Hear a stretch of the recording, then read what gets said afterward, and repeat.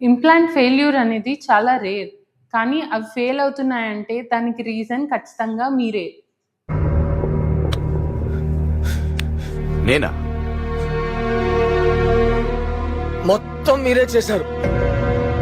పొగ త్రాగుట, మద్యం సేవించుట ఆరోగ్యానికి హానికరం. ఆరోగ్యానికే కాదు, ఇంప్లాంట్‌కి కూడా హానికరం. Alcohol intake and cigarette smoking వలన హీలింగ్ అనేది తగ్గుతుంది. దానివల్ల ఇంప్లాంట్ ఫెయిల్యూర్ రేట్ అనేది పెరుగుతుంది. నెక్స్ట్ మోస్ట్ కామన్ మిస్టేక్ వచ్చేసి అన్‌కంట్రోల్డ్ డయాబెటిస్.